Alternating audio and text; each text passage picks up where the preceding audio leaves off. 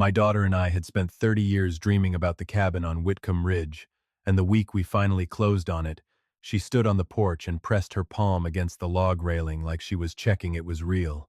6 weeks later, my grandson's truck came up that gravel road at 6 in the morning, and before I'd even gotten my boots on, my son-in-law's mother was standing in my kitchen telling me she'd decided to take the room with the mountain view because, in her words, an old man like me didn't need the good light anymore.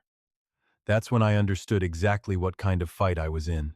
I was a machinist for 39 years, mostly precision tooling for aerospace parts, the kind of work where a measurement off by 1/100th of an inch means the whole part goes in the scrap bin. You learn something doing that kind of work for 4 decades. You learn that small errors don't announce themselves. They sit quiet in a piece of metal until the day it fails under load, and by then, it's too late to go back and fix the cut. I didn't know it yet, but that's exactly the shape of what was about to happen to my family. We moved into the cabin on a Tuesday in May. Whitcomb Ridge, up above a little town called Larkspur in the Colorado high country. The kind of place where the air smells like pine sap and cold water even in summer. My daughter, Marion, stepped out onto the deck that first evening and just stood there a long moment, arms wrapped around herself, looking at the ridgeline going purple in the last light. "Dad," she said, and her voice caught on my name the way it used to when she was a kid trying not to cry. "I never thought we'd actually get here." "We earned it," I told her. "Every bit of it." She laughed, that soft, unsteady laugh she does when she's too proud to let herself cry in front of people.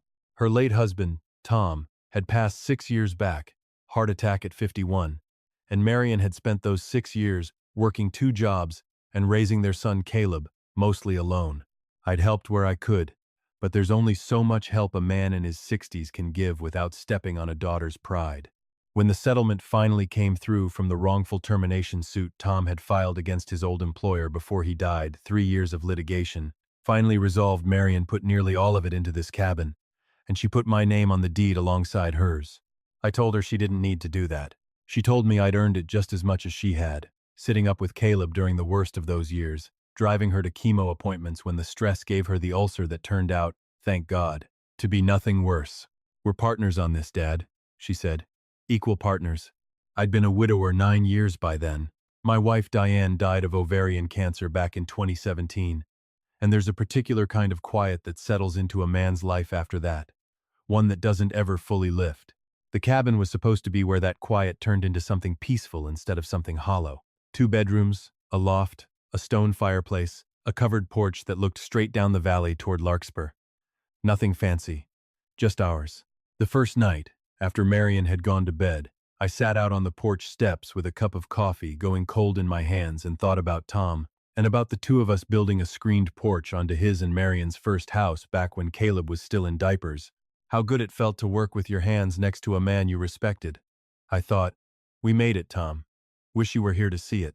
The mountains held still the way mountains do, patient, indifferent, and I went inside around 11 and slept better than I had in years. 3 weeks later, Caleb's truck came grinding up the gravel drive with a U-Haul trailer hitched behind it. Caleb was 26, worked construction down in Denver, and he'd called 2 days before to ask if he could crash for a bit while he sorted out an apartment situation. I said, of course. Family helps family. What I didn't expect was for the passenger door to swing open and for his girlfriend's mother, a woman named Rhonda Pruitt, to step down out of the cab like she owned the mountain. "Caleb, I don't understand," I said, coming down off the porch. "You said you were coming alone." He rubbed the back of his neck, wouldn't quite meet my eyes. "Yeah, so, Denise, that's his girlfriend. Her mom's between places right now. Rhonda's great. Grandpa, you'll love her. It's just temporary, a few weeks tops."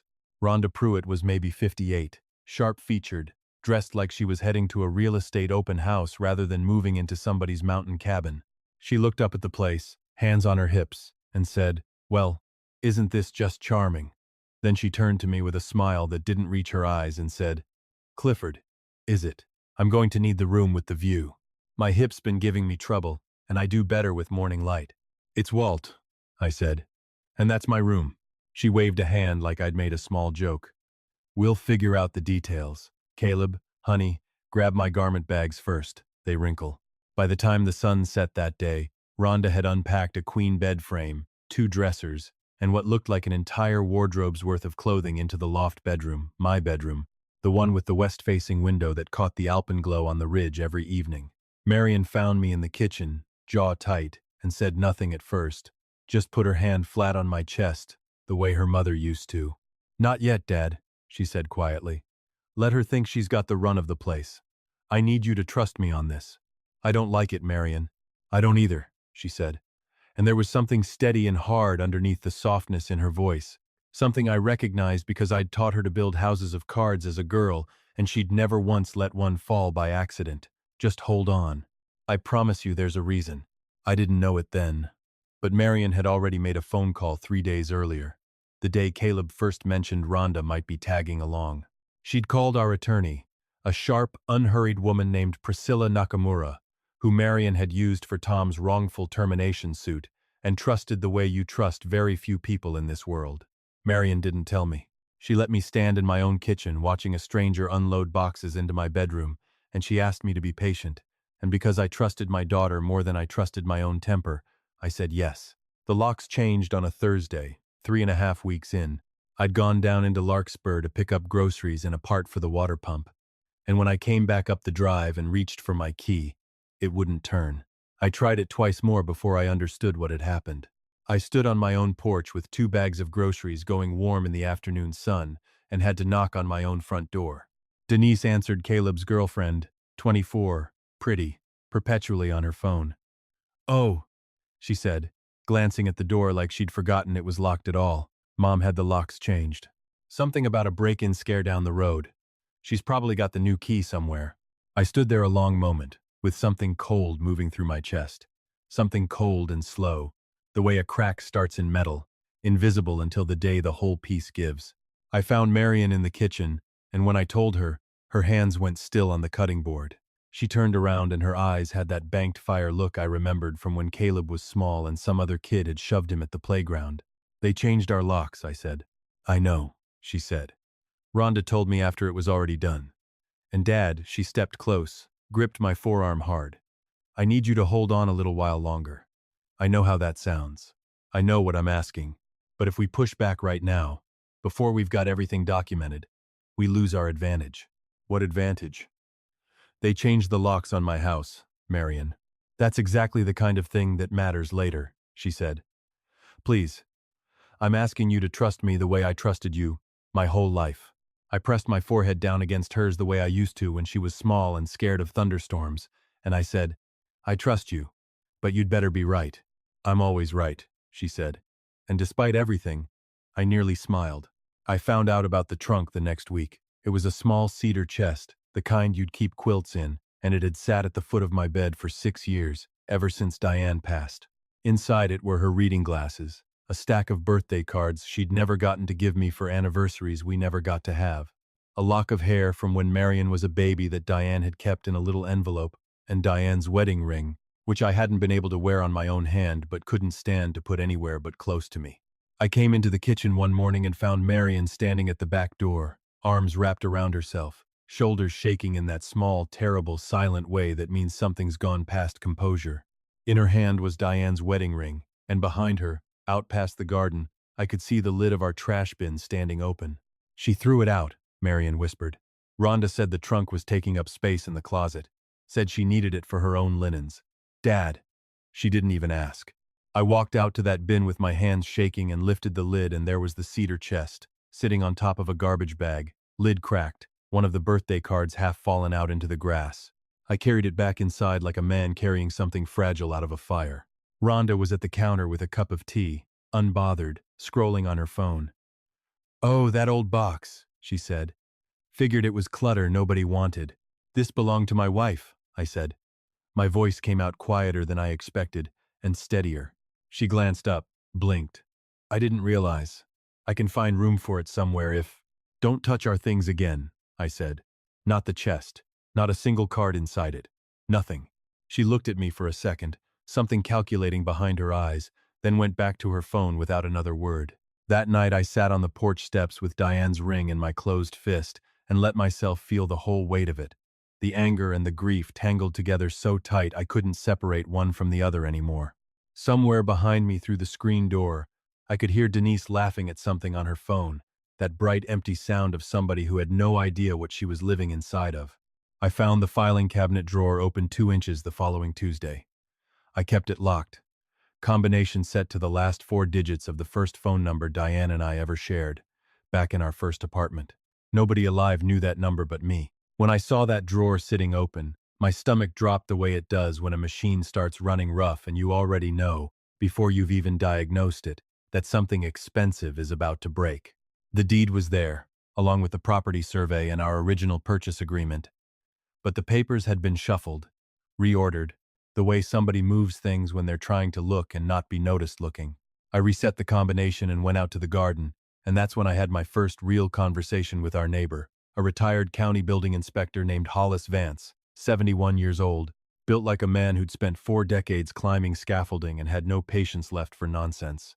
"You look like a man who found something he didn't want to find," Hollis said over the fence line. "Somebody went through my filing cabinet," I told him. Hollis was quiet a second, then he said, "Walt, you know what adverse possession is?" I shook my head.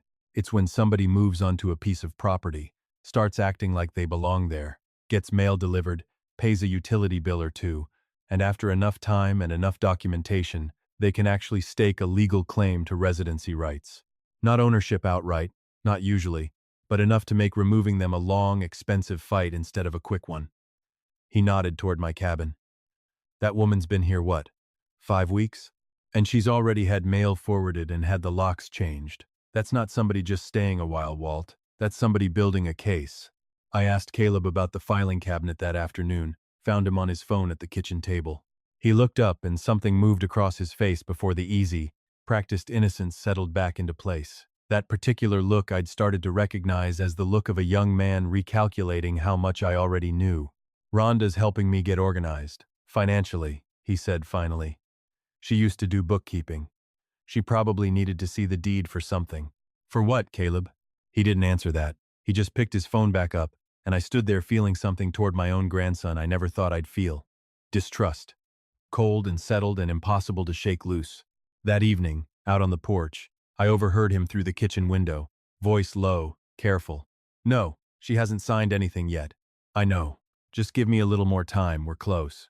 I stood frozen against the log wall, heart hammering, and understood that whatever this was, it had a shape to it now, and that shape had teeth. Rhonda announced the housewarming on a Wednesday 2 weeks later. "Just a little gathering," she said, breezing through with her phone in one hand. "Some folks from town, a chance to show off the place." I looked at Marion. Marion gave me the smallest shake of her head. "Not yet." By Saturday evening there were nearly 30 people crowded into our cabin, fairy lights strung along the porch rail, a caterer's trays laid out on our dining table, and I stood near the hallway in a clean flannel shirt and watched strangers walk through rooms I'd spent 39 years of my working life earning the right to stand in. An older woman named Sylvia Okafor, married to Hollis, found me by the bookshelf and pressed a glass of sparkling water into my hand. "Walt," she said quietly, positioning her back to the room, "I need to tell you something." Last week Rhonda introduced herself to the Delacroix family down the road and told them this was, and I quote, her family's mountain property, that she and Caleb were building their future here. She didn't say she was a guest. She said it like she already owned it. Before I could answer, Rhonda's voice rose across the room, warm and pitched for an audience. "My son-in-law's family has been so generous, letting us settle in up here. We feel truly blessed to be starting this new chapter." A woman with her phone raised, filming the porch and the view, was already typing a caption I could see her mouthing under her breath. I walked over. "I heard what you said," I told Rhonda, quiet but direct enough that the women around her went still. "This home is not yours to give away descriptions of." "I only meant we've felt so welcome," Rhonda said, smile going thin and stretched. "I know exactly what you meant," I said. Caleb appeared at my elbow fast, hand on my shoulder, steering me toward the hallway. "Grandpa, come look at something in the garage a second." Once we were alone, he dropped the friendly act by half. "This matters to Rhonda, Grandpa. Can you let her have tonight? She told people this was her family's property, Caleb. That's not casual talk. You know how she gets," he said. "Just get through the party." I found Marion in an armchair by the window, spine straight, watching the room the way a woman watches something she's already decided to outlast. Ruth heard her. I murmured. Told the neighbors it's already theirs. I know, Marion said. Her voice was flat calm. Sylvia Okafor's husband already told me the same thing an hour ago. I've been writing it all down. Are you keeping a record of everything? I asked. Every word, she said. Every single one. The truth came out 3 days later, when Marion sat me down in the small guest room and told me she'd called our attorney, Priscilla Nakamura, 5 weeks earlier, the same week Caleb first mentioned Rhonda coming along. Priscilla had been quietly reviewing the trust documents ever since. 5 weeks, I said. You've known for 5 weeks. Because if you'd known, she said, steady, unflinching, you would have confronted Caleb the very same day, and they would have backed off just enough to make us look unreasonable, and we'd have lost every card in our hand. She handed me a folded document. This is a power of attorney. It gives you full legal authority to act on my behalf in any dispute involving this property. My hands trembled taking it. You should have told me, Marion. I'm telling you now, she said. And Dad, you remember the trust we set up when we bought this place? Both our names as co-trustees. Neither of us can transfer, mortgage, or sell without the other's signature. Caleb doesn't know that exists. He thinks if he gets me a loan to sign one document, this is settled. He's wrong, I said. He's wrong, she agreed. Priscilla had spent those 5 weeks pulling public filings. What she found turned my stomach the way a stripped gear does. That sick, grinding wrongness. Caleb had taken out a personal loan back in March, $95,000 from a private lender, and listed the Whitcomb Ridge cabin as collateral. With a note in the supporting paperwork, that title would transfer into his name within 90 days of approval. The loan had been approved in April. We'd closed on the cabin in May. He had planned this before we ever held the keys. He needs your mother to sign something, Priscilla told me over the phone, and I felt the ground tilt under 39 years of careful, disciplined living. But the trust protects her completely. Even if she signs, without your co-signature, it holds no legal weight. What I want now is documentation. A paper trail so undeniable, nobody can argue it was a misunderstanding. I ordered 4 security cameras that same afternoon, discreet, cloud-backed, legal for common areas I owned outright. I installed them myself in under an hour while Rhonda was down in Larkspur getting her hair done. Every word spoken in my own kitchen from that point forward belonged to me. 2 nights later, the cameras caught Rhonda on a phone call, back to the lens, voice low. He's not going to hold out much longer, she said. Once Marion signs, we're set. Caleb just needs to stop hesitating and push. I sat in the dark a long time after watching that clip. Not fast anger, something colder and slower settling all the way down.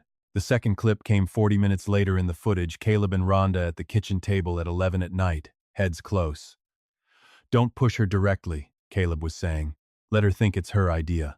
Start with small things. Offer to handle a bill, get added to an account. By the time we bring up the paperwork, she won't even blink. My chest cracked clean down the middle listening to that. This wasn't a young man scrambling out of desperation. This was a plan, built in advance, executed, one careful step at a time. It was my great-granddaughter, Emmy, Caleb's little half-sister on Denise's side, visiting for the summer, 11 years old, sharp as a tack, who handed me the piece that finished it. She'd been sitting on the porch steps with her tablet when she overheard Caleb on a call in the yard below, and being the kind of kid who understood more than adults gave her credit for, she recorded 30 seconds of it on her tablet's camera before he noticed her there. She brought it to me that evening, hands shaking slightly, and said, "Grandpa Walt, I think this is bad. I think you should hear it." It was Caleb's voice, clear as anything. Once Marion signs the transfer paperwork, we pay off the loan, and the place is mine, free and clear. 2 more weeks. Tops. Thank you, sweetheart, I told her. This took real courage. Is it enough to help you? She asked. It's enough, I said. Rhonda came at me directly not long after that, cornering me in the kitchen with an expression I hadn't seen from her before, calculating instead of performing. Walt, she said, I need you to hear this as concern. Caleb and I have talked. We're worried. About your memory, your judgment lately, how you've been reacting to things. My hands went still on the counter. Reacting to things, I repeated. The suspicion, she said. Maybe it's worth having a doctor take a look just to be safe. For your own protection. I set my coffee mug down, slow and deliberate. I ran a precision machine shop floor for nearly 40 years without a single serious safety incident under my watch, I told her. I buried my wife with my own 2 hands, helping carry the casket. I raised a daughter who put herself through nursing school working nights. I am not confused, Rhonda. I am paying close attention. There's a difference. She left the kitchen without finishing whatever she'd meant to say next, and the screen door cracked shut hard behind her. That afternoon, Priscilla called with an edge in her voice I hadn't heard before. Walt, Caleb made an inquiry last week with a geriatric clinic in Boulder, asking about the process for filing a cognitive competency evaluation on an elderly family member. The floor of the world tilted under me a second time. He's going to try to have me declared incompetent, I said. He's going to try, Priscilla said. He won't succeed. I've already spoken with your physician. He's prepared a full statement on your cognitive and physical health, current, clean, thorough. If Caleb files anything, he'll be walking into a courtroom against 39 years of professional safety records and a doctor's sworn statement. That night I found Caleb alone on the porch and told him plainly, without accusation, without laying out anything I knew. Whatever you think you're building here, Caleb, I see it. All of it. Something flickered behind his eyes, some private recalculation, but his voice stayed even. I don't know what you mean, Grandpa. Yes, you do, I said, and walked back inside. Priscilla's office sat above a bakery in downtown Larkspur, and by the time I arrived that Friday, she'd laid everything out across her conference table, camera transcripts with the damning lines underlined, the loan filing pulled from the county recorder's office, Sylvia Okafor's written statement, Emmy's 30-second clip transferred and logged. You have documented evidence of loan fraud using this property as unauthorized collateral, Priscilla said, and recorded evidence of a coordinated plan to secure a fraudulent signature. You have a trust structure that makes every part of his plan legally impossible. He built his whole scheme on a foundation that was never there. We finalized 2 documents that day. The first was a trust for Emmy and for Marion's future grandchildren, naming Priscilla as successor trustee, with an ironclad clause that Whitcomb Ridge could never be sold, mortgaged, or transferred outside the family without unanimous consent once the beneficiaries came of age. Caleb's name appeared nowhere in it. The second was Marion's updated will, removing Caleb as a direct beneficiary entirely. Marion held the pen a long moment before she signed, and I watched the muscle in her jaw work the way it does when she's decided not to let herself cry in front of a room. He made this choice himself, she said finally. Every step of it. We're not taking anything from him. We're just responding to what he already decided to do. This is more than enough, Priscilla told us, closing the binder. We're ready whenever you are. The second housewarming, the real one, Rhonda called it, with the right people this time, was set for a Saturday evening in late September. Nearly 40 people came up that gravel drive that night, and I stood near the hallway entrance in a clean shirt and counted every single one of them. Old habit from decades of walking a factory floor and never once losing count of who was standing in a room with running machinery.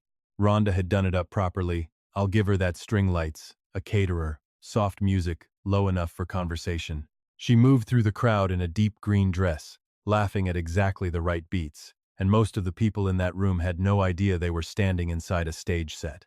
Caleb worked a different corner of the room, quieter, more purposeful, talking low to 2 men in business, casual. I didn't recognize investors. I understood later. Being pitched on a property he didn't legally control. Denise had set up her phone on a little tripod near the fireplace, streaming a cabin tour to her followers, casting the video onto the flat screen mounted over the mantel. She panned through the kitchen, down the hallway, and for 4 seconds, long enough, clear enough, the camera caught Caleb's laptop open on the side table in the study, a subject line glowing on the screen. Property transfer. Updated draft. I watched Sylvia Okafor's face when she read it. I watched one of the investors near the fireplace go still, then lean over and murmur something to the other. Caleb crossed the room in 8 fast steps and yanked the HDMI cable loose. Technical issue, he said smoothly, and the room's laughter folded back over the gap like nothing had happened. But Hollis was already watching me from across the room, waiting. I gave him one short nod. He reached into his jacket and sent a single text. I set my glass down on the bookshelf, straightened my collar, and walked to the center of the room. Could somebody turn the music off? I said. Not loud, just certain. The room went quiet in the space of a few seconds. That particular silence that falls when a man who never raises his voice suddenly asks for everyone's attention and clearly intends to get it. I want to thank everybody for coming tonight, I said. But, before anyone leaves, there are some things you all deserve to know about this house, and about what's been happening inside it these last few months. Rhonda came at me fast, green dress catching the firelight, voice sharp and low. Walt, this is not the time. It's exactly the time, I said, and I think you've known it was coming. Then Marion stepped out of the hallway, spine straight, a folder pressed to her chest with both hands. My name is Marion Ashford, she said, and her voice carried to every corner of that room without her raising it once. This house belongs to me and my father. We have never signed it away to anyone, and we never will.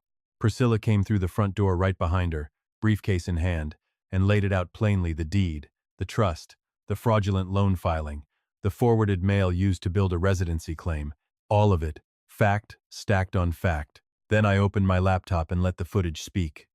Rhonda's voice, cold and certain. He's not going to hold out much longer.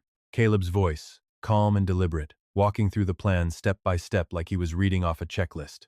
Nearly 40 people stood in my living room and listened to my grandson's voice describe, in his own words, exactly how he intended to take his own mother's home away from her. Caleb's jaw worked, but nothing came out. Rhonda stared at the floor, her wine glass hanging forgotten from 2 fingers. I kept my voice even, because none of this had ever been about cruelty. Rhonda, I said, back in 2011 your late husband's construction business was 2 months from bankruptcy. A phone call from someone he never knew changed how that story ended. I made that call. I never told a soul, never expected a single thing back. I paused, let it land. But I will keep what's mine. A sheriff's deputy, a woman named Renata Cruz, who'd spent the afternoon reviewing the case file with Priscilla, stepped through the front door in plain clothes, badge clipped to her belt. This property is legally held by Walter and Marion Ashford, she said to the room. Anyone residing here without the documented consent of the legal owners will need to make arrangements to vacate. I strongly encourage everyone to make good decisions tonight. The guests left first, quiet, coats pulled on fast, eyes averted.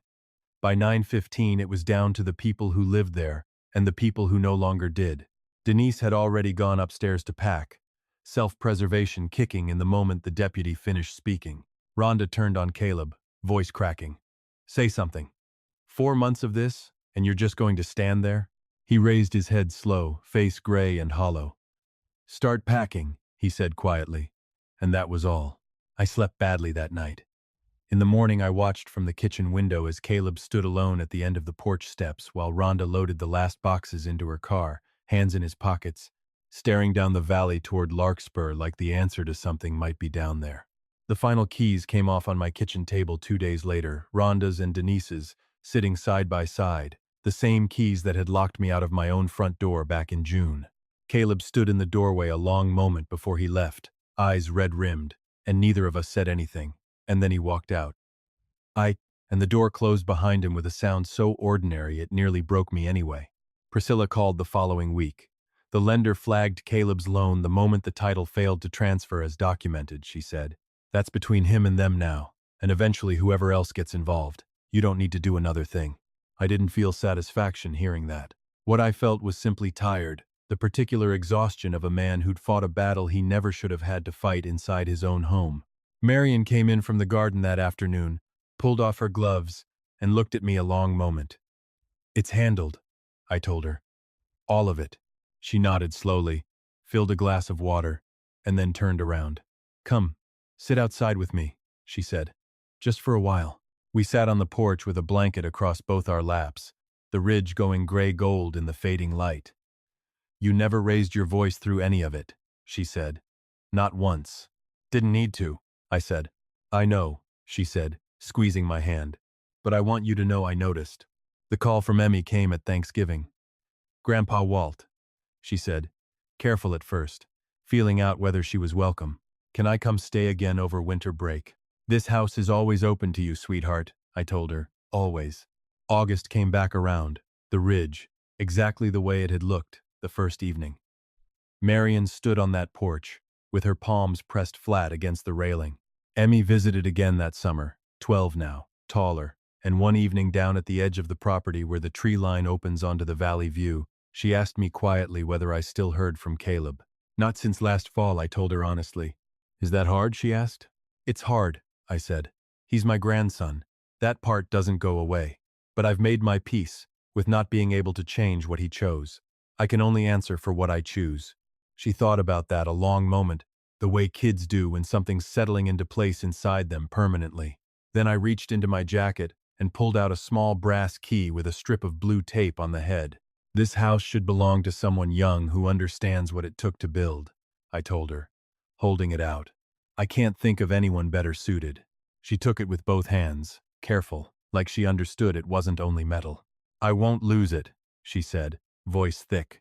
I know you won't, I told her, and I put my hand on the back of her shoulder the way I used to steady Marion when she was small and scared of thunder, and we stood there together and watched the last light go gold and then gray over the ridge, patient the way mountains always are, indifferent to who wins and who loses, just steady, the way the things worth building always are if you're willing to fight to keep them.